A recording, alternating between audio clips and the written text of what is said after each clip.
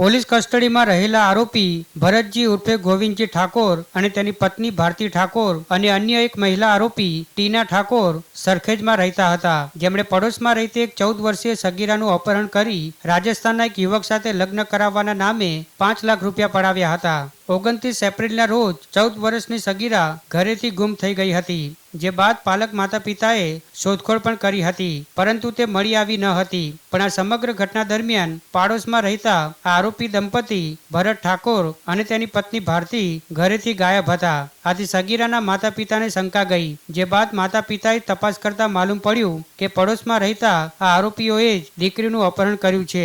જે બાદ સગીરાના માતા પિતાએ સરખેજ પોલીસ સ્ટેશનમાં ફરિયાદ નોંધાવી હતી અને આખરે સરખેજ પોલીસે બનાસકાંઠા નજીકથી સગીરાને સલામત મુક્ત કરાવી હતી। સાથે જ અપહરણ કરનાર દંપતી સહિત 3ની ધરપકડ કરી સગીરાને લગ્ન માટે વેચવાના રેકેટનો પર્દાફાશ કર્યો હતો। જો કે આ ટોળકી સાથે અન્ય 4 વોન્ટેડ આરોપીઓની પણ સંડોવણી સામે આવી છે, જેમાં બનાસકાંઠાનો વનરાજ રાઠોડ, મેઘરાજ રાઠોડ, હિના રાઠોડ અને રાજસ્થાનના વીરસિંહ રાઠોડનો સમાવેશ થાય છે। આ ટોળકી સગીરાનું અપહરણ કરીને લગ્નના બહાને વેચી દેતા હતા। સરખેજની 14 વર્ષની સગીરાને પણ 5 લાખમાં વેચી હતી અને સગીરાને લગ્નના બહાને એક રાત્રિ મોકલી પરત લઈ આવ્યા હતા। આ સમગ્ર ઘટનામાં પકડાયેલ આરોપી દંપતી વચેટિયા હોવાનો ખુલાસો થતા પોલીસે આ નેટવર્કને લઈ તપાસ શરૂ કરી છે। સાથે જ આ નેટવર્ક રાજસ્થાન અને ગુજરાત સુધી સીમિત છે કે અન્ય કોઈ રાજ્યોના લોકોને પણ ટાર્ગેટ બનાવ્યા છે કે કેમ તે દિશામાં પણ તપાસ હાથ ધરાઈ છે।